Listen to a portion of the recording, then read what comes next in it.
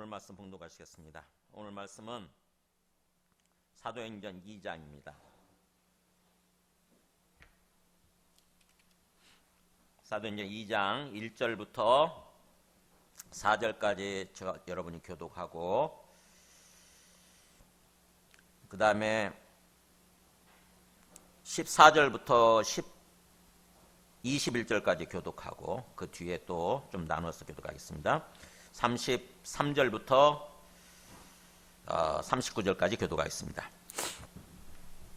먼저 1절입니다. 1절부터 4절까지.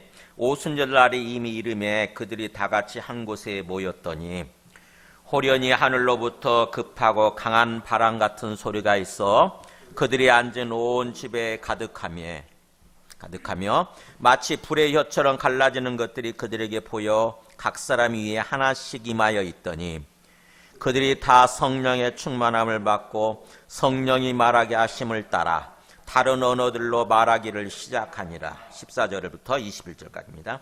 베드로가 11 사도와 함께 서서 소리를 높여 이르되 유대인들과 예루살렘에 사는 모든 사람들아, 이 일을 너희로 알게 할 것이니 내 말에 귀를 기울이라. 때가 제3신이 너희 생각과 같이 이 사람들이 취한 것이 아니라 이는 곧 선지자 요엘을 통하여 말씀하신 것이니 일러스되 하나님이 말씀하시기를 말세에 내가 내 영을 모든 육체에 부어주리니 너희의 자녀들은 예언할 것이요 너희의 젊은이들은 환상을 보고 너희의 늙은이들은 꿈을 꾸리라. 그때 내가 내 영을 내 남종과 여종들에게 부어주리니 그들이 예언할 것이요 또 내가 위로 하늘에서는 기사를 아래로 땅에서는 징조를 베풀리니 곧 피와 불과 연기로다. 주의 크고 영화로운 날이 이르기 전에 해가 변하여 어두워지고 달이 변하여 피가 되리라. 누구든지 주의 이름을 부르는 자는 구원을 받으리라 하였느니라. 그 다음에 33절부터 39절까지입니다. 하나님이 오른손으로 예수를 높이심에 그가 약속하신 성령을 아버지께 받아서 너희가 보고 듣는 이것을 부어주셨느니라.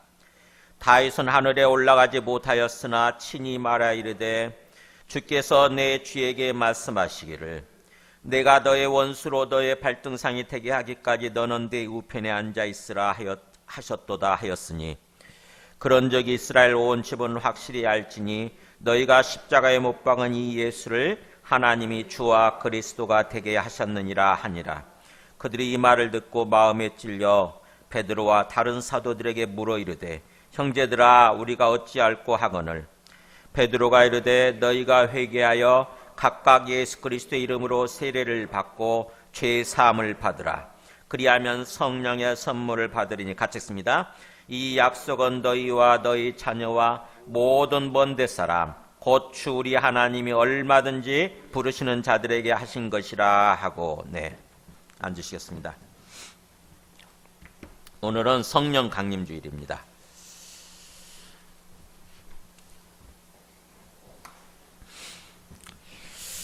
참 이 성경에 나오는 내용 중에서, 말씀 중에서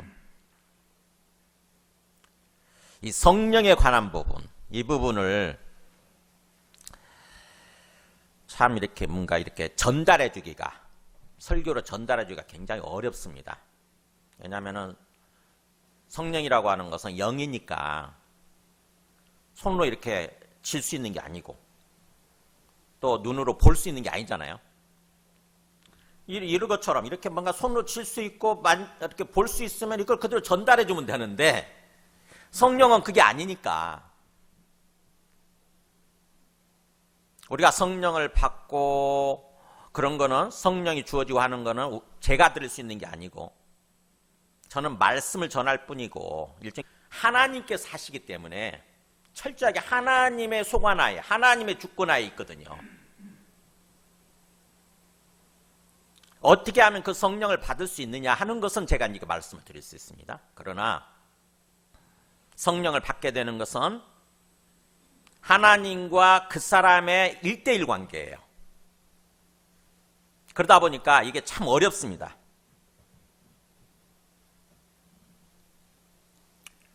우리가 예수 믿지 않는 사람과 예수 믿는 사람의 가장 큰 차이가 뭔 줄 아세요? 딱 한 가지로 얘기한다면 성령을 받고 안 받고예요. 성령이 있느냐 없느냐, 성령을 받았느냐 안 받았느냐, 이 차이가, 이게 불신자들과 가장 큰 차이입니다. 그렇기 때문에 이 성령을 받는 게 너무너무 중요한 거죠. 자, 오늘 말씀을 나누기 전에 우리 조성모의 가시나무새라고 하는, 제가 옛날에 한번 보여드린 적 있죠. 다시 한번 보겠습니다. 이 하덕규 목사님이에요. 지금은 가사.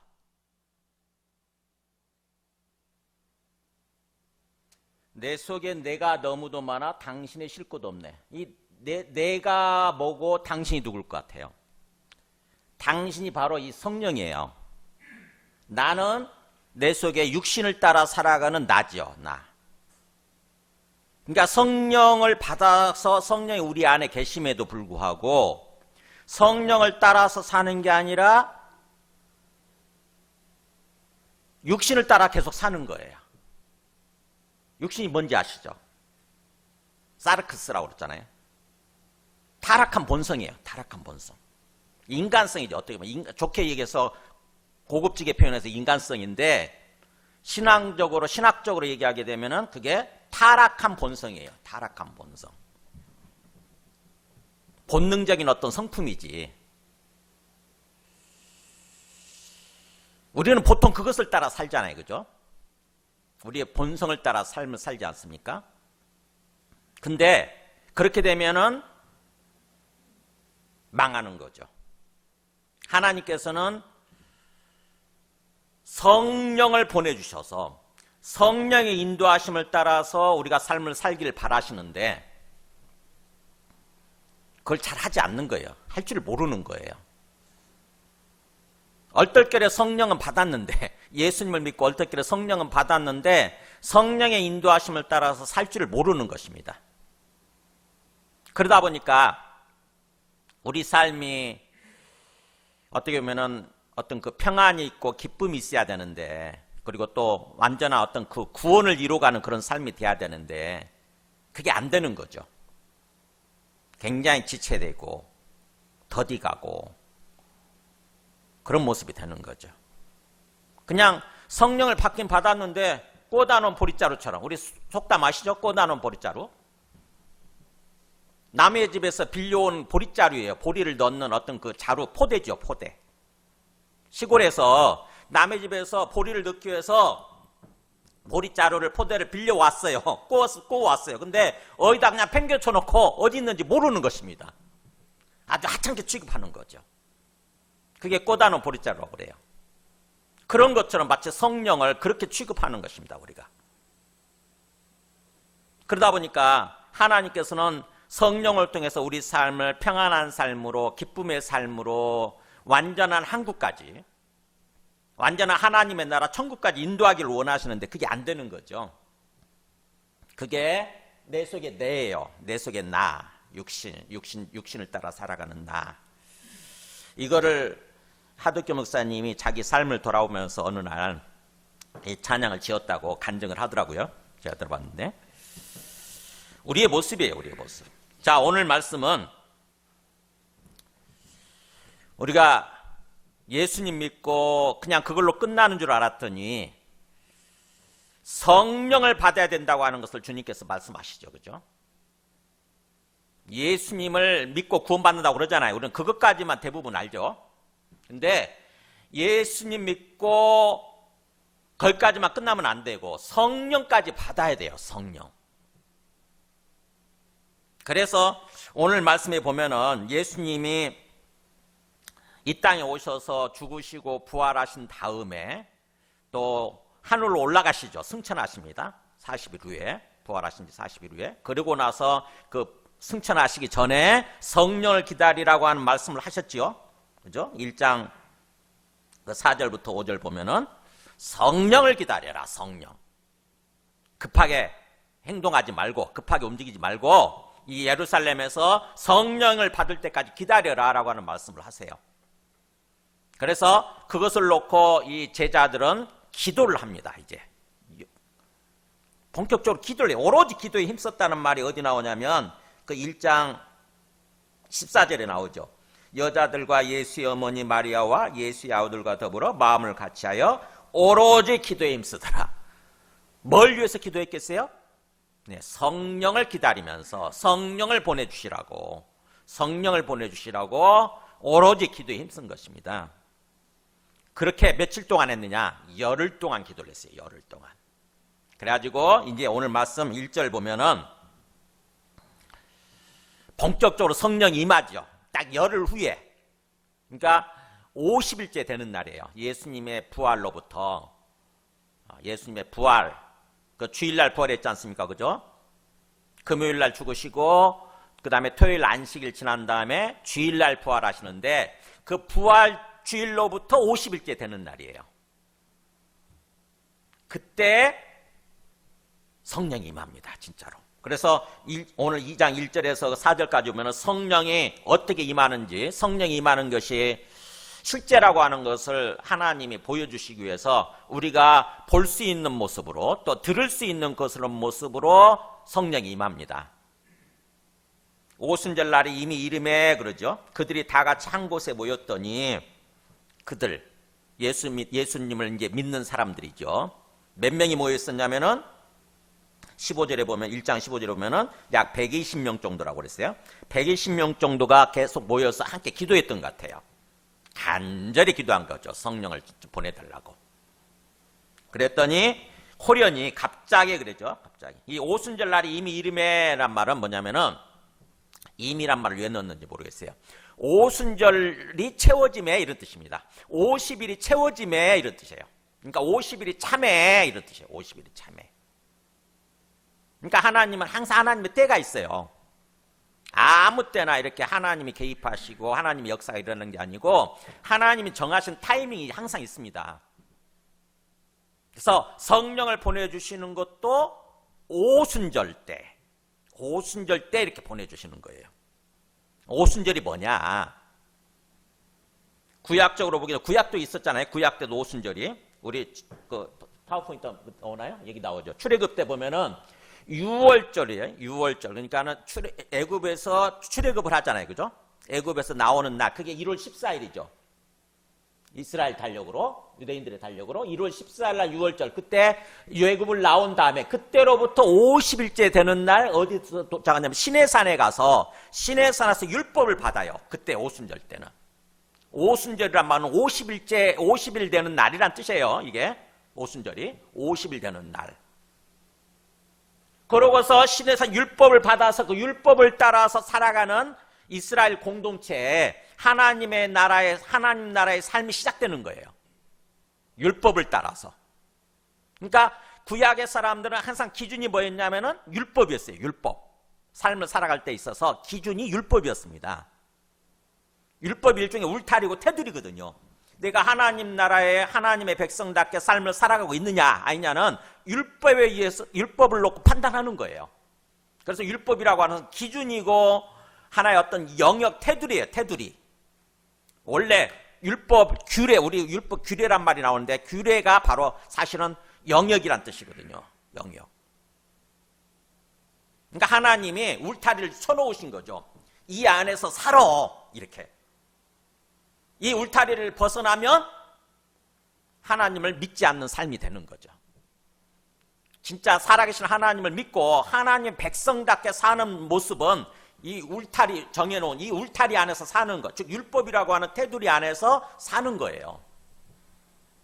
그래서 율법이 항상 기준이 됐습니다. 근데 이제 신약에 와서 예수님을 통해서 이거는 하나의 그림자들이었고, 그죠? 그림자. 그리고 실체, 실상이 오는 거죠. 실상이 이루어지는 거죠. 이제 예수님을 통해서 예수님이 십자가에 죽으신 날, 그 1월 14일 날 죽으세요. 6월절에 맞춰서 죽으시는 거예요. 그러고 나서 50일째 되는 날 오순절이죠. 성령을 받게 되는 거예요. 성령이 임하게 되는 거예요. 그러니까 구약은 예표니까 구약과 신약을 잘 비교해서 생각을 해야 그래야 깨닫습니다. 왜 하나님이 하필이면 꼭 오순절에 성령을 부어주시나? 왜지 왜? 그 의미는 뭐지? 이걸 깨닫게 되는 거예요. 구약의 율법을 받는 날에 비견되는 그날입니다. 그러니까 구약은 율법이 기준이었지만 이제 신약에 와서는 뭐예요? 그 율법이 완전 이루어져 성취되는 거 아닙니까? 그죠? 예표가 성취되는 어떤 신약에 와서는 뭐예요? 이제 우리의 기준은 성령이 되는 거예요. 성령을 받아서 성령을 따라서 삶을 살아야 되는 거예요. 그래서 성령을 받음으로써 이제 이때부터 교회라고 하는 공동체가 시작이 됐죠. 구약에서는 이스라엘 공동체가 시작이 됐다고 한다면은 이 신약에 와서는 교회라고 하는 공동체가 시작이 되는 거예요. 교회가 하나님의 나라의 삶을 살아가는 거죠. 교회는 우리 예수 믿는 사람들이잖아요. 예수 믿는 사람들의 공동체의 삶, 하나님 나라의 삶이 시작이 되는 거예요. 그래서 오순절 날입니다. 보면은 그래서 오순절 날이 채워짐에, 그러니까 오순절 날짜가 시간이 채워짐에 사람들이 다 같이 한 곳에 모여 있다니 그러잖아요. 그러니까 이스라엘 사람들은요, 오순절, 유월절, 오순절, 그 다음에 또 장막절이죠. 장막절. 하나님이 이 세 명절은 철저하게 지키도록, 중요시 여기도록 하나님께서 말씀하셨어요. 우리 명절 중에 설날하고 추석날은 지키지 않습니까? 굉장히 중요시 여기잖아요. 그런 것처럼 이스라엘 사람들에게 있어서는 유월절, 출애굽한 날, 구원받은 날, 그 다음에 오순절, 율법을 받은 날, 그 다음에 나중에 모든 추수를 다 하고 나서 창고에 저장하고 난 다음에 하나님께 감사 예배를 드리는 장막절, 우리는 추석이죠. 추석. 장막절, 이 세 명절은 하나님께서 철저하게 지키도록 그렇게 명령하셨어요. 그래서 사람들이 여기저기 흩어져 살았더라도 이 유월절이 되면 어떻게든지 이스라엘 예루살렘에 와서 예배를 드리려고 그렇게 하게 됩니다. 근데 참 어렵잖아요, 그게. 그죠? 막 흩어져 굉장히 막 수백 킬로 떨어져 있는, 수백 킬로, 수천 킬로죠. 떨어져 있는 곳에서 와, 6월절이 되니까 어떻게든지 가야 되는데 참 어렵죠. 돈도 많이 들고 시간도 많이 걸리고. 그러다 보니까 그 유대인들의 노망은 그거죠. 유대인들의 항상 소망은 어떻게든지 내가 돈을 많이 벌어서 경비를 마련해서 예루살렘에서 6월절 제사, 6월절 예배에 참여하는 거, 이런 거였다고 합니다. 그래서 이 사람들이 6월절에 참석하게 되면 그 다음에 또 뭐예요? 또 다시 오기가 힘드니까 아예 머물러 가지고 오순절 될 때까지 기다린대요. 예루살렘에서. 그 얘기예요. 그 얘기 1절이. 오순절 날이 채워짐에 그들이 다 같이 한 곳에 모였더니 나오잖아요. 그러니까는 나중에 보면은 우리 그 2장 5절에 보면 그 얘기 나오죠. 그때 경건한 유대인들이 천하 각국으로부터 와서 뭐라고 되어 있습니까? 예루살렘에 머물러 있었다 나오잖아요. 그러니까 6월절 예배 참석을 해가지고 그 다음에 오순절 때까지 기다린 거죠. 이 사람들이 머물면서. 그런 모습인 거예요. 그래서 오순절 때 그렇게 그들이 다 같이 한 곳에 모여있더니 호련히 갑자기 하늘로부터 급하고 강한 바람 같은 소리가 있는 거예요. 급하고 강한 소리예요. 바람 소리인데 이 건물도 마찬가지예요. 이 건물도 높잖아요. 겨울이 되면 요란합니다. 겨울에 밤에 혼자 저 있잖아요. 그러면은 바람이 세게 불 때 보면은 막 창문도 흔들리고 그 바람 소리가 장난이 아니에요. 큰 건물이니까. 그랬던 것 같아요. 급하고 그냥 막 몰아치는 거죠. 휘몰아치는 바람 같은 소리예요. 휘몰아치는 바람의 소리가 있고 귀로 들을 수 있는 거죠. 그들이 앉은 온 집에 가득한 거예요. 그 바람 소리로. 그리고 또 마치 불의 혀처럼 갈라지는 것들이 그들에게 보여. 그잖아요. 이제는 눈에 보이죠. 사람들이 다 모여 있는데 각 사람 머리 위에 마치 불이 넘실된다고 그러잖아요. 불이 넘실되는 것처럼 그렇게 뭔가 각 사람 머리 위에 불의 혀처럼 이렇게 넘실되는 모습이 있는 거죠. 각 사람이 하나씩 임하였다고 그러잖아요. 그러니까 자기 머리에 있는 것은 못 보겠지만 상대방 머리에 있는 것은 보는 거죠. 너도 막 그러겠죠, 그죠? 너도 마찬가지야. 네 머리에 뭐가 있네? 너도 그래, 너도. 이렇게 막 그렇게 했겠죠? 막 120명이 모여가지고. 그러더니, 그 다음에 4절에 그들이 다 성령의 충만함을 받고, 성령이 말하게 하심을 따라 다른 언어들로 말하기를 시작하니라. 듣고 보는 것뿐만 아니라 어떤 것까지 있느냐, 이상한 말을 하기 시작하는 거예요. 말. 자동적으로 말이 나오는 거죠. 성령이 말하게 하심을 따라 다른 언어로, 다른 언어. 이걸 방언이라고 그러는데 아마 요즘 우리가 생각하는 방언이 아니고 이때는 하나님이 일부러 역사하셔서 외국어를 하게 하셨던 것 같아요. 외국어. 알아들을 수 있는 외국어. 그러니까 방언은 어떻게 보면 두 가지예요. 외국어를 하는 경우도 있고 정말 하늘의 언어죠. 하늘의 언어. 전혀 이 땅의 언어가 아닌 거예요. 알아들을 수 없는 그런 방언이 있고 그렇습니다. 그래서 혀가 꼬이면서 막 방언을 하게 되는데 저도 방언을 하면서 무슨 말인지 몰라요. 근데 마음속에 생각은 있는 거지. 아, 이게 어떤 거구나. 어떤 내용이구나. 이렇게 마음속에 생각이 있으면서 혀가 꼬이면서 막 자동적으로 이렇게 이상한 말을 합니다. 그게 방언이에요. 근데 이때 사람들은 애국어였던 것 같아요. 그래가지고 이 사람들이 이렇게 하니까 이게 성령의 뭔가 들리는 모습으로 보이는 모습으로 실제 말하는 모습으로 이렇게 나타났죠. 그러다 보니까 이제 이 사람들이 이상하게 생각하는 거죠. 모여있던 사람들이 깜짝 놀란 거예요. 5절에 그때 경건한 유대인들이 있잖아요. 진짜 하나님을 어떻게 보면 믿는 사람들이죠. 신실한 경건한 유대인들이 멀리 각국에서 온 거죠. 50일째 되는 날이니까 아마 50일 전부터 와 있었던 거죠. 어떻게 보면 6월절 때부터 와가지고 거기서 모여서 막 오순절을 기다리고 있었는데 이런 일이 벌어지니까 그들이 깜짝 놀래가지고 막 의아해하고 질문도 하고 조롱도 하죠. 이해가 안 되니까 13절에 또 어떤 이들은 조롱하여 이르되 그들이 새술에 취하였다. 이 사람들이 우리가 알지보다는 무슨 술을 먹고 새로운 술을 먹고 취해가지고 헛소리 하는구나 이렇게 조롱을 하는 거예요.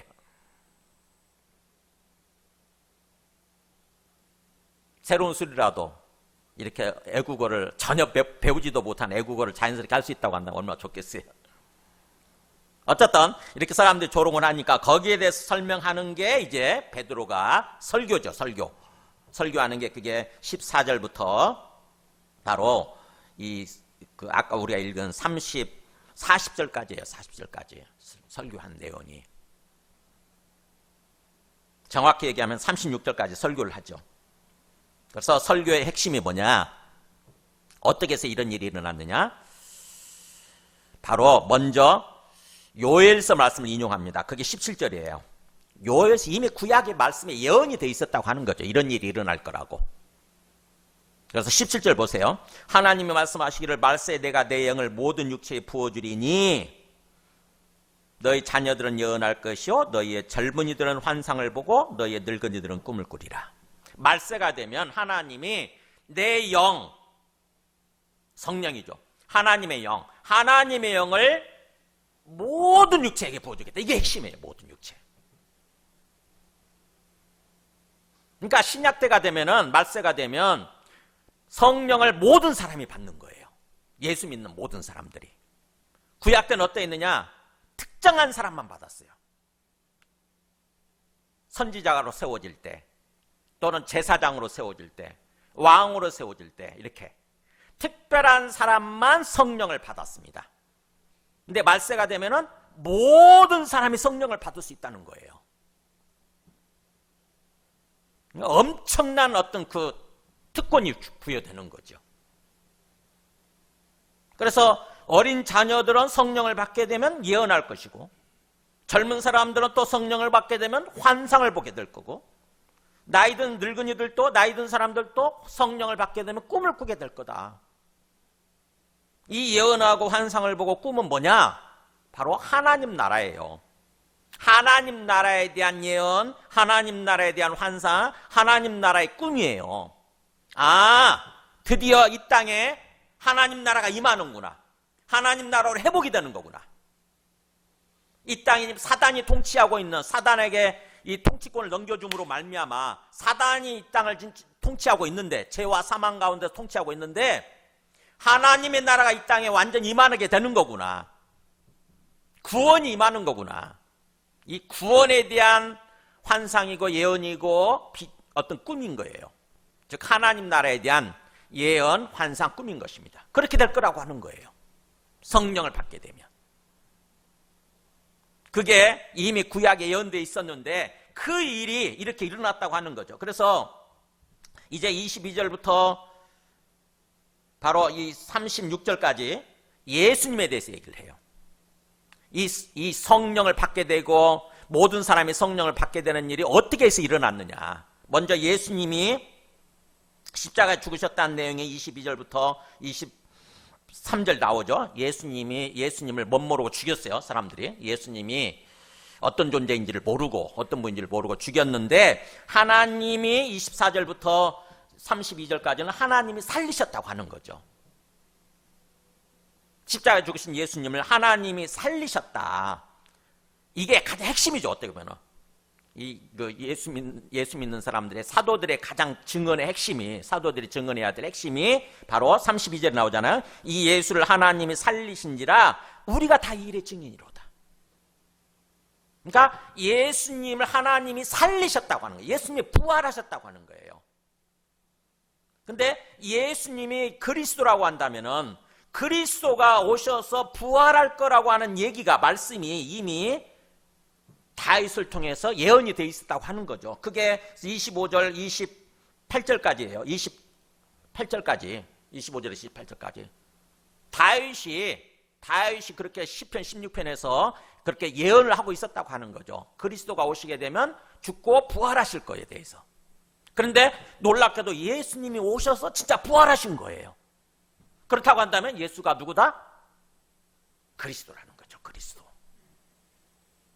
그래서 31절에 그랬잖아요. 다윗은 미리 보고 그리스도의 부활을 말했는데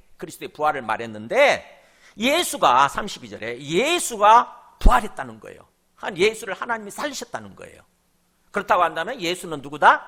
하나님이 보내신 그리스도, 메시아다. 그럽니다. 메시아다. 그러면서 그 예수님이 부활하셨을 뿐만 아니라 이제 33절부터 36절까지 보면 예수님이 뭐예요? 승천하시죠. 그죠? 하나님이 예수를 끌어올리시는 거예요. 부활하신 예수님을 끌어올리시는 그 얘기가 33절에 나오죠. 하나님이 오른손으로 예수를 높이시매. 그러니까 예수님이 부활하셔서 승천하시는데 어디로 가느냐? 하나님의 오른편으로 가시는 거예요. 하나님의 오른편. 오른손 역할을 하는 오른편으로 가시는 것입니다. 즉 다시 말하면 뭐예요? 권능의 자리, 하나님 대신하는, 하나님의 역할을 대신하는 자리로 가는 것입니다. 하나님의 아들 자리로 복귀하는 거죠. 하나님의 아들 자리로. 그랬더니 그 예수님이 나오잖아요. 이제 성령이 어떻게 해서 오게 됐는지. 그가 약속하신 성령을 아버지께 받아서 너희가 보고 듣는 이것을 부어주셨느니라 그러잖아요. 그가 하늘로 올라가신, 하나님 우편 올라가신 예수님이 이미 그 약속해 주셨던 성령을, 약속되어 있었던 성령을 아버지로부터 받아서, 하나님 아버지로부터 받아서 이처럼 너희가 지금 보고 듣는 것처럼 이처럼 이렇게 부어주셨다는 것입니다. 그러니까 성령이 어떻게 해서 오시게 됐는지 굉장히 좀 길게 얘기가 됐지만 이거죠. 그죠? 예수님이 이 땅에 오셔서 죽고 부활하심으로 말미암아 그리스도이신데 그분이 하늘로 올라가셔서 하나님 우편에서 하나님 아버지께 성령을 받아서 예수님이 전해주신 거죠. 예수님이 우리한테 부어주신 거죠. 보내주신 거예요. 그게 성령이라는 것입니다. 그렇다고 한다면 성령은 뭐냐? 성령, 영이다 보니까 자칫하게 되면 우리가 이제 성령에 대해서 뭔가 그냥 물에 비유하기도 하고 바람에 비유하기도 하고 막 그러다 보니까 부어주셨다가 보니까 물 붓듯이 부어주셨다는 뜻이잖아요. 그러니까 물에 비유하기도 하고 또 뭔가 우리 아까 찬양에서 성령의 불로 오셔서 세상의 헛된 마음 태우소서 이렇게 돼 있어요. 불은 태우는 역할을 하잖아요. 그러니까 성령은 우리 안에 오시게 되면 우리 속에 있는 어떤 거짓된 것들, 더러운 것들을 태우는 역할을 하는 거죠. 소멸시키는 역할을 하는 거예요. 그래서 성령이 물 같기도 하고 불 같기도 하고 그러다 보니까 자칫하게 되면 우리가 물질로 생각하기 쉽습니다. 물질. 인격체가 아니라 물질로 생각하기 쉬워요. 근데 성령은 예수님께서 성령에 대해서 직접 설명해 주신 게 요한복음 14장 16절에 보면 보세요. 성령이 뭔지. 내가 아버지께 구하겠으니 뭐라고 됩니까? 그가 또 다른 보혜사를 너희에게 주사 영원토록 너희와 함께 있게 하리니 이런 말 나오죠. 그러니까 성령은 뭐예요? 또 다른 보혜사예요. 인격체예요. 인격체. 또 다른이란 말은 영어로 another. 즉 다시 말하면 뭐예요? 예수님이 보혜사이셨는데 이제 예수님이 떠나가시고 누가 또 다른 보혜사로 오시냐? 성령이 오신다는 것입니다. 그러니까 성령은 예수님처럼 인격을 가지신 그런 하나님이신 거예요. 하나님. 하나님의 영으로서 하나님이십니다. 또 다른 하나님이신 거죠. 또 다른 하나님. 예수가 하나님이잖아요. 그죠? 예수가 하나님의 아들로서 또 다른 하나님이셨듯이 성령은 하나님의 영으로서 또 다른 하나님이신 거예요. 그래서 그분이 오시게 되면 그는 너희와 함께 거하심이요 너희 속에 계시겠습니다. 뭐예요? 성령이 우리 안에 오시게 되면 항상 우리 속에서 사신다는 거죠. 거한다는 말 산다는 뜻이잖아요. 성령이 항상 우리와 함께 우리 안에 사시고 우리 속에 항상 계신다는 거죠. 이게 성령이에요. 그 성령을 예수님이 하늘로 올라가셔서 하나님 아버지께 요청을 해서 하나님 아버지로부터 받아서 예수님이 성령을 보내주신 거예요. 예수 믿는 모든 사람들한테. 요한복음 15장 26절도 그 얘기가 나옵니다. 보세요. 내가 아버지께로부터 너희에게 보낼 보혜사 나오잖아요. 이게. 그러니까 보혜사인데 아버지께로부터 너희에게로 보낸다. 내가 보낸다 이렇게 나오잖아요. 예수님이 보내주시는 보혜사이신 거죠. 보혜사가 무슨 뜻이에요? 보호해 주시고 은혜를 베풀어 주시고 가르쳐 주시는 분이세요. 스승사자예요. 그러니까 성령이 오시게 되면은 우리를 보호해 주시고 그 다음에 우리한테 은혜를 계속 베풀어 주시고 그 다음에 우리에게 말씀을 가르쳐 주시고 우리 삶을 인도해 주시게 되는 거죠. 세 가지 역할을 하는 거죠. 보호해 주신다. 보디가드 역할도 하시고 그 다음에 항상 은혜를 베풀어 주시는 그런 분이시기도 하시고 그러면서 또 구체적으로 또 말씀을 가르쳐 주시는 어떤 그런 교사 역할도 하시고 그런 분이신 거예요. 예수님이 그 역할을 하셨는데 보혜사 역할을 하셨는데 예수님이 이제 떠나가시니까 그러면 우리는 어떻게 보면 마치 고아처럼 돼버리잖아요. 근데 고아가 되지 않도록 예수님께서 자기 역할을 대신할 그런 보혜사를 보내주시는 거죠. 바톤 터치 하신 거예요. 예수님이 성령하고. 그래서 이렇게 우리가 예수님을 믿으면 그냥 예수님을 믿고 구원받은 것으로 끝나는 것이 아니라 성령까지 받아야 된다고 하는 것입니다. 그래서 38절에 보잖아요. 뭐라고 그러냐면은 베드로가 이르되 같이 읽겠습니다. 시작. 베드로가 이르되 너희가 회개하여 각각 예수 그리스도 이름으로 세례를 받고 죄 사함을 받으라. 그리하면 성령의 선물을 받으리니. 그러니까 어떻게 하느냐. 막 이스라엘 사람들이 당황해가지고 유대인들이 당황해가지고 묻지어 제자들한테 베드로한테 우리가 어찌할꼬 어떻게 우리가 뭐 그리스도를 죽였단 말이냐 하나님이 보내신 그리스도 메시아를 죽였단 말이냐 여태까지 기다려왔는데 어떻게 해야 되는 거냐 막 당황해서 물으니까 베드로가 얘기해준 답변이 그거예요. 너희가 각각이란 말을 왜 뒤로 붙였는지 모르겠어요. 너희가 각각 이렇게 돼요. 너희가 각각 회개하라. 회개하여 죄 용서를 받으라요. 예수 그리스도 이름으로 세례를 받고 죄 사함을 받으라. 그러니까 일단 뭐예요? 어떻게 하면 성령을 받느냐? 죄를 회개하는 거예요. 어떤 죄냐? 우리는 죄하면 자꾸 뭔가 우리가 도둑질한 거, 간음한 거, 살인한 거 이런 것만 생각하기 쉬운데 죄의 핵심은 뭐냐? 우리가 회개해야 될 죄의 핵심은 하나님 믿지 않는 거예요. 하나님 믿지 않고 사탄을 따라가는 거, 마귀를 따라간 거예요. 마귀를 따라 산 거. 마치 마귀가 주인인 것처럼 마귀가 하나님인 것처럼 마귀를 따라 산 것, 하나님을 믿지 않는 거, 이게 죄의 핵심입니다. 그걸 회개하는 거예요. 그거. 그러면 우리가 생각하는 죄, 보통 일반의 죄, 그거는 뭡니까? 죄의 열매입니다. 죄의 열매. 부차적인 죄지요. 부차적인 죄. 그래서 본줄기, 죄의 본줄기, 죄의 뿌리, 하나님을 믿지 않는 거, 이거를 회개하게 되면 다른 것들이 다 없어지는 거죠. 그래서 너희가 각각, 회개라고 하는 것은 예수 믿고 구원받는 거, 성령을 받는 거는요, 개별적인 거예요. 개별적인 거. 내가 목사의 자손이라고 그래서, 자녀라고 그래서 자동적으로 구원받느냐? 천만의 말씀이에요. 내가 권사의 자녀라고 그래서, 내가 장로의 자녀라고 해서 자동적으로 구원받느냐? 천만의 말씀이에요. 1대1 관계입니다. 철저하게 1대1 관계예요.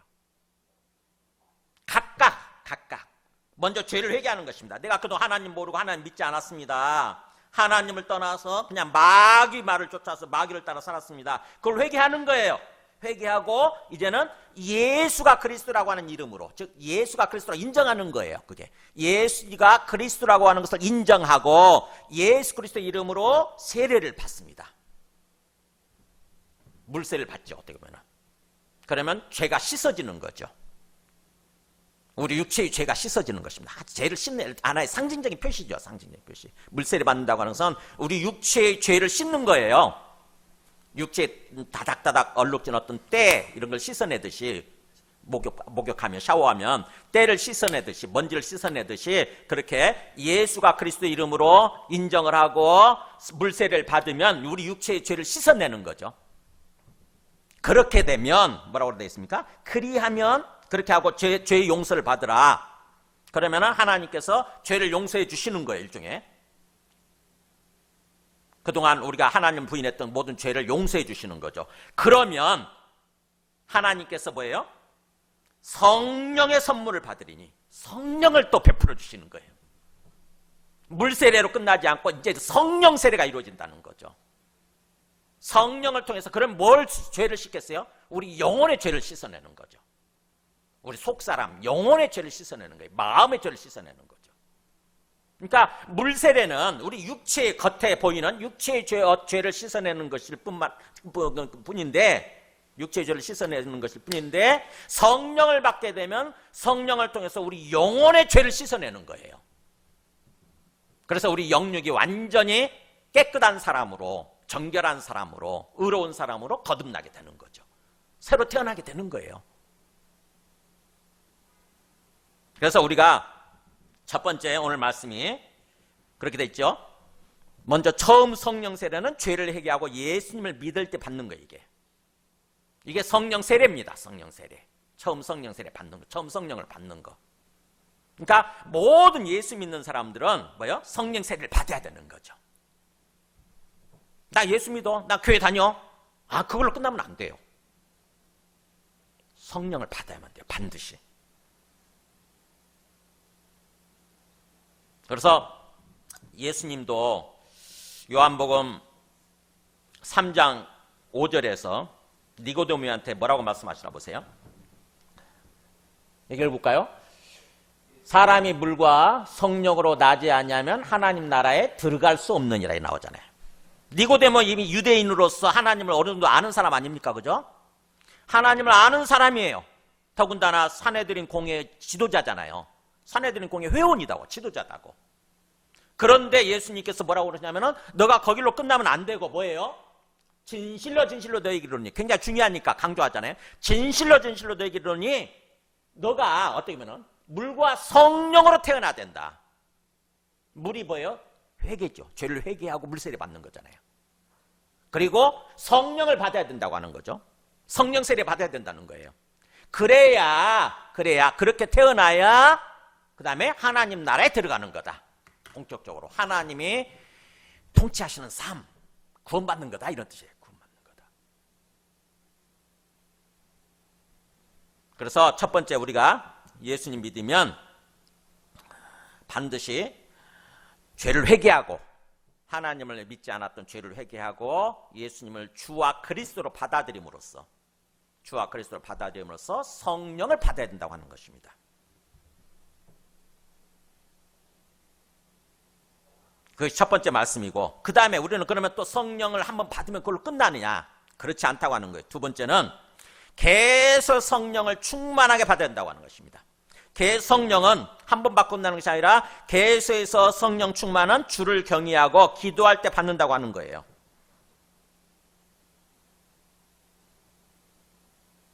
예수님도 요한복음 3장 34절에 보면은 보세요. 예수님은 하나님의 아들이니까 당연히 성령을 받으셨고 또 항상 성령 충만한 가운데 사셨겠죠. 이렇게 보면 나옵니다. 하나님 보내신 이는 하나님의 말씀을 하나니 읽어볼까요? 이는 하나님의 성령을 한량없이 주심이니라. 이 하나님이 보내신 이는 예수님이죠. 예수님은 하나님의 말씀을 우리한테 전해주시는데 어떻게 해서 그렇게 하느냐? 뭐예요? 성령을 한량없이 계속 받으셨다고 하는 거죠. 성령을 계속해서 받으셨다고 하는 것입니다. 신기하죠? 우리는 그냥 예수님과 하나님의 아들이시기 때문에 자동적으로 그냥 하나님의 말씀을 해주시고 자동적으로 그렇게 사셨을 거라고 생각을 하기 쉬운데 뭐예요? 예수님은 육체로 오실 때부터 인간이신 거예요. 어떻게 보면 인간의 모습이신 거예요. 육신을 가지신 인간의 모습이신 거죠. 그래서 자칫하면 육신을 따라서 삶을 살 수 있었는데 하나님께서 예수님께 뭐예요? 성령을 계속 부어주신 거예요. 성령을 계속 부어주셔서 성령 충만하시고 성령 충만한 가운데서 하나님의 말씀을 우리에게 전해주셨다고 하는 것입니다. 이 예수님의 삶이 예표예요. 예표. 우리가 어떤 삶을 살아야 되는지. 우리도 성령을 한번 받을 뿐만 아니라 계속 성령을 충만하게 받아야 된다고 하는 것입니다. 그래서 사도 바울은 에베소서에서 뭐라고 얘기하나 보세요. 에베소 5장 18절에 보면은 나오잖아요. 에베소 5장 18절.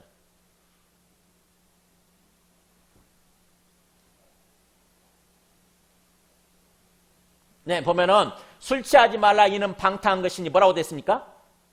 오직 성령으로 충만함을 받으라 이렇게 돼 있어요. 오직 성령으로 충만함을 받으라. 우리는 이거를 자칫하면 처음 성령 받는 거 이렇게 생각하기 쉬운데 그게 아니에요. 성령을 계속 받음으로써 성령 충만한 상태를 유지하라 이런 뜻입니다. 성령 충만한 상태를 유지하라. 술 취하지 말고. 술은 뭐예요? 육신을 따라서 살아가는 삶의 대표적인 모습. 육신으로 충만한 모습에 술 취한 거예요. 술 취하게 되면 뭡니까? 제정신이 사라지잖아요. 이성적인 사고 못하고 해롱해롱하지 않습니까? 그러지 말고 뭐예요? 하나님의 영으로 충만함을 받아서 성령의 인도를 받는 삶을 살아라는 거죠. 우리는 항상 성령 충만함에 초점을 맞춰야 돼요. 그걸 놓고 간절히 사모해야 됩니다. 아까 우리 찬송할 때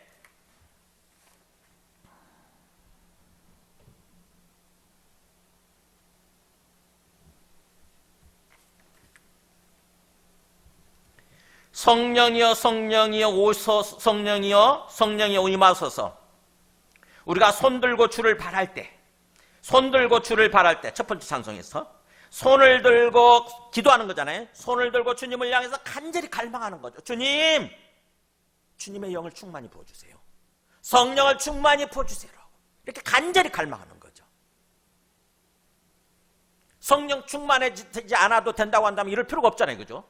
그냥 예수님 믿고 나 예수 믿고 있으니까 난 구원받은 거고 그다음부터는 이제 내 마음대로 살면 되지. 그래서 뭐 성령에 대해서 전혀 생각할 필요가 없잖아요. 근데 뭐예요? 성령 충만해야 되니까 성령 충만하기 위해서 주님을 향해서 갈망할 수밖에 없어요. 성령을 부어달라고, 성령을 보내달라고. 그런 삶을 살아야 되는 거죠. 그래서 성령으로 이렇게 충만하는 길에 대해서도 얘기를 하죠. 성령으로 충만을 받으라 그러면서 뭐라고 그러냐면은 마음으로 주께 노래하며 찬송가 나오죠. 그러니까 찬송을 할 때도 뭐예요? 그냥 입술로만 하는 것이 아니라 입으로만 하는 게 아니라 마음을 다해서 간절한 마음을 담아서 주님을 향해서 찬송하고 노래하라는 거죠. 그 다음에 또 뭐라고 됐냐면은 범사에 모든 일에 항상 아버지 하나님께 감사해라. 모든 일에 하나님이 살아계시고 하나님이 주님 되시는 것을 인정하는 거잖아요. 지금 굉장히 힘든 일이 있음에도 불구하고 오히려 뭐예요? 하나님께 감사하는 거. 하나님 이 상황을 통해서 이게 필요하니까 이걸 허락하셨을 거고 이것을 통해서 뭔가 나를 단련시키고 나를 완전한 구원으로 인도하기 위해서 이 상황을 허락하셨음을 믿고 하나님께 감사하는 거예요. 그게 하나님 믿는 거죠. 살아계신 하나님, 주가 되신 하나님을 믿는 모습이 하나님께 감사하는 거죠. 어떤 상황 속에서도. 이게 참 힘듭니다. 어떻게 보면. 근데 그렇게 할 때 비로소 하나님의 영이 충만히 부어진다는 것입니다. 우리가 힘든 일을 만나면요, 감사하는 게 아니라 어떻게 됩니까? 우리 육신적인 모습은 불평하고 원망하게 되잖아요. 그죠? 불평하고 원망하게 됩니다. 그렇게 되면은 성령이 부어지지 않습니다. 성령 충만하게 되지 않아요. 이를 악물고라도 의지적으로라도 하나님 감사합니다 라고 감사해야 돼요. 그리고 또 그리스도를 경외함으로 피차 복종하라. 관계 속에서 하나님과의 관계뿐만 아니라 인간관계 속에서 뭐예요? 인간관계 속에서 상대방한테 복종을 해야 되는데 그게 쉽지 않아요. 그래서 그리스도를 경외함으로 우리에게 보내주신 예수 그리스도죠. 메시아이신 그리스도이신 예수님을 경외하는 거예요. 지금 우리 앞에 살아계신 하나님을 바라보면서 하나님을 향해서 두려움과 떨림으로 나아가는 거, 두려움과 떨림 마음이 있는 거, 그게 경외하는 거죠. 그리스도를 경외함으로써 비로소 뭐예요? 그리스도 때문에 상대방한테 복종하는 거예요. 그럴 때 비로소 성령 충만하게 된다고 하는 것입니다. 육신을 따라 사는 모습은 그게 아니죠. 그죠? 그 사람이 싫은데 어떻게 복종을 해? 그래서 그 사람을 미워하고 싫어하고 이렇게 되는 거죠. 그렇게 되면 뭐예요? 성령 충만하게 되지 않습니다. 성령이 사그라들어요. 그래서 에베소 4장 30절 보면은 이렇게 돼 있어요. 성령에 대해서 얼마나 우리가 인격적으로 존중하고 대우해야 되는지 나오죠. 하나님의 성령을 근심하게 하지 말라. 성령은 인격체이시기 때문에 하나님이시기 때문에 철저하게 뭐예요? 성령을 존중해주고 인격적으로 존중해주고 성령께서 근심하시도록 그렇게 하면 안 된다고 하는 거죠. 항상 말씀에 순종하면 됩니다. 말씀대로 살면 돼요. 그리고 뭐라고 되냐면 성령을 소멸하지 말라 그랬죠. 절대로 이 성령이 완전히 아까 분명히 내 속에 계신다고 그랬고 영원히 계신다고 그랬는데 성령이 소멸한다? 이게 무슨 말이죠? 네, 성령의 역사가 소멸되는 거예요. 성령의 역사가 소멸되는 거. 성령 자체가 없어지는 게 아니고 내 안에 성령 계시더라도 성령이 활동하지 않습니다. 성령의 역사가 없어져요. 성령의 역사를 소멸시키지 말라는 거예요. 성령을 우리가 인격적으로 뭔가 존중하지 않고 무시하고 내 마음대로 살면, 육신을 따라서 내 마음대로 살게 되면 성령의 역사가 그치게 됩니다. 그러면 이제 우리는 뭐예요? 내 안에 성령이 있는지 없는지 이제 희미해져요. 내 안에 성령이 있나? 없나? 희미해져요. 그 다음부터는 뭐 어떻게 됩니까? 그 다음부터는 이제 육신이 지배하기 시작하죠. 육신, 타락한 본성, 육신이 이제 이끌어가기 시작하는 거예요. 내 삶을. 내 마음과 삶을. 그러니까 육신을 따라 살고 있으면서도 그 사람들은 뭐예요? 내가 신앙생활 잘하고 있나 보다 이렇게 착각하는 거예요. 하나님이 기뻐하시는 삶을 살고 있지 않음에도 불구하고 육신을 따라서 착각하는 거예요. 나는 잘 살고 있어. 난 구원 받았으니까. 난 죽으면 천국 갈 거야. 그렇지 않다고 하는 것입니다. 내 안에 성령을 충만하게 받아서 성령의 인도하심을 따라 삶을 살아야 된다고 하는 거죠. 그래서 두 번째 메시지는 계속해서 성령 충만은 항상 성령 충만해야 되는데 성령 충만은 주님을 진정으로 경외할 때, 주님을 경외하고 간절히 기도할 때 성령 충만하게 된다고 하는 것입니다. 그 다음에 마지막 메시지, 우리는 그렇게 성령을 충만하게 받고 항상 성령을 따라서 삶을 살아야 된다고 하는 것입니다. 이 땅에서 신앙생활, 그것을 위해서 성령 보내주신 거거든요. 사실은요. 성령의 인도하심을 따라서 삶을 살도록. 성경에 보면은 로마서 8장 4절에 보면은 이렇게 나오죠. 성령을 이렇게 나옵니다. 육신을 따르지 않고 그 영, 이게 성령이에요. 육신을 따라하지 않고 성령을 따라 행하는 우리에게 율법의 요구가 이루어지게 하려 하심이니라. 하나님께서 왜 성령을 보내주시느냐? 이제부터는 뭐예요? 육신을 따라 삶을 살면 안 된다는 거예요. 육신을 따라 삶을 살지 않고 성령을 따라서 살아갈 때 비로소 율법을 통해서 하나님이 의도하셨던 하나님의 목적 있죠. 율법을 주신 게 하나님 나라 백성의, 하나님의 백성의 삶의 모습이라고 했잖아요. 율법이라고 하는 내용이 그거잖아요. 그게 이루어진다는 것입니다. 하나님 백성답게 삶을 살다는 거예요. 성령을 따라 살 때. 하나님 나라의 삶을 살게 된다고 하는 것이죠. 그러면서 강조하죠. 만약 육신을 따르게 되면 육신의 일을, 영을 따르는 자는 영의 일을 생각한다. 생각 자체가 달라져요. 육신을 따르는 자 항상 육신의 일을 생각해. 일이라고 하는 것은 어떤 행위예요. 행위들. 육신의 일들, 복수겠죠 당연히. 육신의 일들을 계속 생각하고, 성령을 따르는 자는 성령의 일들을 계속 생각하는 거예요. 생각 자체가 우리. 그러면서 그렇게 되면 육신의 생각은 사망이고 영의 생각은 생명과 평안이니라. 결과가 어떻게 나타나느냐? 육신의 생각을 하면서 육신을 따라 삶을 살게 되면 항상 뭐예요? 결국 우리 삶 속에 죽음이 찾아오는 게 죽음. 망한다는 것입니다. 삶 자체가 망해요. 그리고 장차 영원한 죽음, 영원한 사망이 주어진다고 하는 거죠. 반대로 성령을 따라서 성령의 생각을 하면서 삶을 살면 우리 안에 하나님의 생명이 충만하게 되고 평안이 주어진다고 하는 것입니다. 생명과 평안이라고 하는 거예요. 그러면서 그 다음 이렇게 육신의 생각은 하나님과 원수가 되나니 이는 하나님의 법에 굴복하지 아니할 뿐 아니라 할 수도 없다. 육신의 생각을 하면서 육신을 따라 삶을 살게 되면 하나님과 결국 하나님과 원수가 되는 거예요. 하나님이 기뻐하시면서 우리를 사랑하고 우리를 막 끌어안고 우리 삶을 인도해 주셔야 되는데 그게 안 되는 거예요. 그래서 육신에 있는 자들은, 육신의 지배를 받는 자들이에요. 육신의 지배를 받는 자들은 하나님을 기쁘시게 할 수 없느니라. 그래서 너희가 뭐라고 됐습니까? 13절 같이 읽습니다. 너희가 육신대로 살면 반드시 죽을 것이로되 영으로서 몸의 행실을 죽이면 살리라. 네. 얼마나 강조하고 있습니까? 육신대로 살면 확률 100%예요. 그럴 수도 있다가 아니라 반드시 죽는다는 거예요. 반드시.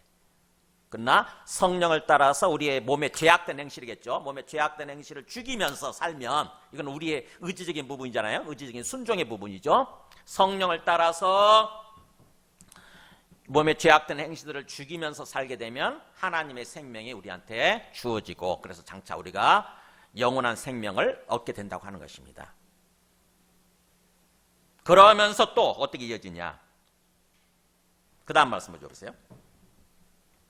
무릇 하나님의 영으로 인도함을 받는 사람은 곧 하나님의 아들이다.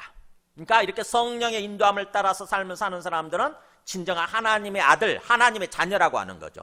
하나님의 자녀는 어떻게 되느냐? 자녀이면 또한 상속자, 곧 하나님의 상속자란 말 나오죠. 장차 뭐예요? 하나님 나라의 상속자, 천국의 상속자가 되는 거예요. 천국을 받아서 천국에 들어가서 이제 천국에서 영원히 살게 되는 거죠. 뭘 따라 살 때? 성령을 따라 살 때. 자, 말씀을 정리합니다. 성령이 그러니까 우리가 예수님 믿고 그냥 예수님 믿고 교회 다니는 정도, 예배 드리는 정도로 끝나면 안 된다고 하는 걸 아시겠어요? 얼마나 우리가 성령을 받아야 되고 또 성령 충만하게 받아야 되고 성령을 따라서 삶을 살아야 되는지 그걸 꼭 아셔야 됩니다.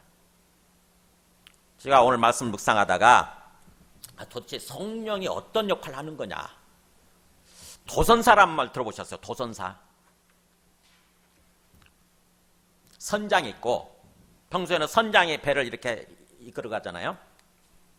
근데 어떤 항구에 이제 이르게 되면 도선사가 등장을 합니다. 도선사는 준선장이에요.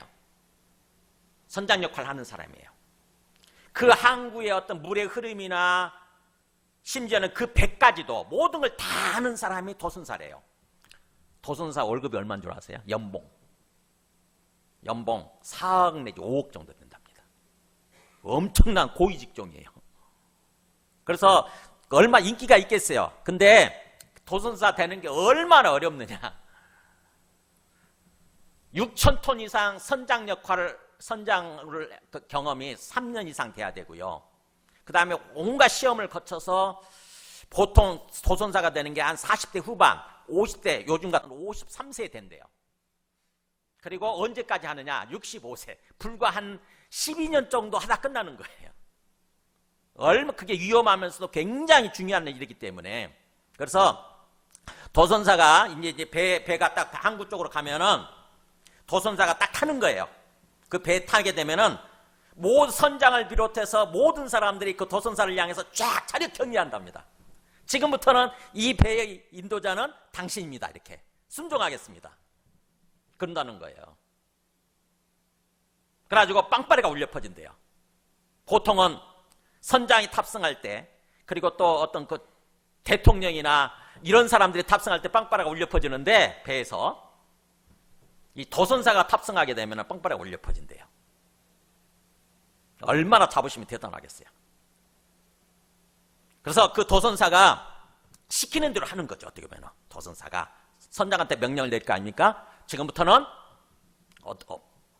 어떤 속도로 어디를 향해서 어디만큼 막 계속 지시를 하는 거죠. 그러면은 그 도선사가 인도하는 대로 항구에 들어가게 되는 거예요. 그 도선사가 바로 뭐냐? 우리 인생이라는 배에 있어서 바로 성령의 역할을 하는 거예요. 성령이 도선사 역할을 하는 것입니다. 하나님께서 우리 인생의 배를 항해하게 하시면서 도선사로서 성령을 보내주신 거예요. 우리가 어떻게 행해야 될지 잘 모르니까 하나님의 나라 항구, 천국의 항구까지 우리가 들어가기 위해서는, 안전하게 들어가기 위해서는 도선사가 필요한 거죠.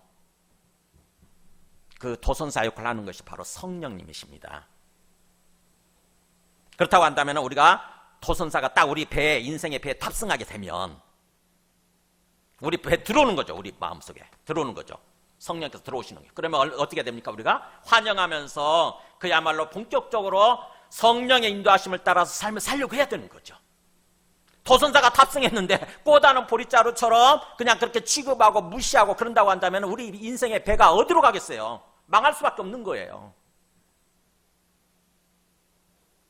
많은 사람들이, 예수 믿는 그리스도인들이 이 성령의 중요성, 성령 받음의 중요성, 그리고 성령의 인도함을 따라 삶을 사는 것의 중요성인데 잘 모르는 거예요. 많은 사람들이 그냥 아무렇게나 신앙생활을 합니다. 아무렇게나. 그래서 성령은 굉장히 성령을 따라서 행해야 되는 것에 대해서 굉장히 강조를 합니다. 갈라디아서 5장 16절에 보면은 나오죠. 갈라디아 5장 16, 아까 노마스도 마찬가지지만 갈라디아 5장 16절에 보면은 내가 이르노니 너희는 성령을 따라 행하라. 그리하면 육체의 욕심을 이루지 아니하리라. 철저하게 성령을 따라 행해야 되는 거예요. 그러면 내가 육체가 육신이에요. 타락한 본성. 육신을 따라 사는 삶의 모습 보세요. 그 다음에 나오잖아요. 이게 딱 구체적으로 예를 들어주고 있잖아요. 지금 사도 바울에 육체의 일, 육신의 일은 분명하다. 육신을 따라 삶을 살게 되면 음행, 더러운 거, 호색, 성적으로 타락하게 되고, 우상숭배, 주술, 뭐예요? 우상숭물, 우상. 하나님이 아닌 다른 우상, 거짓된 우상, 마귀를 숭배하게 되고, 그 다음에 원수 맺는 거, 분쟁, 시기, 분냄, 당짓는 거, 분열, 이단, 투기, 뭐예요? 인간관계에 있어서 다 깨지게 되고, 그 다음에 술 취함과 방탕함과 또 그와 같은 것들이라. 그런 식으로 보여요. 세상 사람 이렇게 살잖아요. 맨날 마음이 허전하고 힘드니까 가서 막 술을 거나하게 술 취해가지고 그걸로 내 마음을 위로하고 달래고 잠시 있지 않습니까? 그잖아요. 힘든 일들 있잖아요. 그게 육신을 따라 사는 삶이에요. 그러나 성령을 따라서, 성령을 받고 성령을 따라 삶을 살게 되면 우리 삶이 어떻게 펼쳐지느냐. 그 다음에 보세요. 이렇게 나오잖아요. 성령의 열매, 소위 9가지 성령의 열매. 사랑, 기쁨, 화평. 우리 마음속에 주어지는 거죠. 사랑과 기쁨과 평안함과, 그 다음에 사람들과 관계, 오래 참음, 자비, 긍휼, 그 다음에 양선. 사람들한테 선을 베푸는 거. 관계가 회복이 되죠. 그 다음에 충성과 온유와 절제. 하나님 앞에서의 삶의 모습이에요. 신실함, 그 다음에 온유함, 그 다음에 절제함. 이런 것들이 이루어진다고 하는 거죠. 그래서 다시 한번 오늘 말씀을 통해서 과연 나는 성령을 받은 사람인가 부터 체크를 해야 되고, 또 성령 충만함을 받고 성령 충만함을 따라, 성령의 인도하심을 따라 삶을 살려고 하는가를 체크하시기 바랍니다. 내가 해도 되고 안 해도 된다는 게 아니에요. 오늘 말씀을 잘 보면 그잖아요. 얼마나 강조하고 있습니까? 얼마나 명령을 내리고 있습니까? 그래서 우리는 성령을 인격적으로 존중하면서 성령을 받아도 자칫하게 되면 성령을 따라 살 수도 있고 아니면 계속해서 육신을 따라 살 수도 있다고 하는 것을 항상 기억하셔야 돼요. 내가 성령을 받았어도 성령을 꼬다는 보리자루 취급하고 계속해서 나는 육신을 따라서, 타락한 본성을 따라서 내가 신앙생활을 할 수도 있다. 이걸 꼭 기억하시기 바랍니다. 그럴 때 우리는 뭐예요? 육신을 따라 살면 안 되고 성령을 따라서 내가 의지적으로 하나님이 회복시켜 주신 그 의지를 가지고 성령을 따라 살기로 작정하고 결심을 해야 돼요. 그래서 내 속에 순간순간 여러 가지 어떤 그 내가 막 들고 일어나죠. 내 육신 들고 일어납니다. 육신의 정욕, 안목의 정욕, 이생의 자랑을 따라서 내 욕망을 따라서 계속 내가 들고 일어나요. 그럴 때 나를 내려놔야 돼요. 나를 내려놓고 온전히 주님께 맡기는 것입니다. 내 삶을 주님께 맡기고 이제는 성령 충만함을 갈망하면서 성령의 인도하심을 따라 삶을 살아가길 원합니다. 주님 성령을 충만히 부어주세요 라고 간절히 주님을 바라보고 주님을 경외하면서 기도하는 거예요. 그럴 때 비로소 우리 안에 평안이 주어지고 우리 삶이 순적하게 형통해져요. 그러면서 장차 안전하게 하나님 나라 천국의 항구를 향해서 들어가게 되는 거죠. 우리 함께 찬송과 기도하겠습니다. 찬송가 182장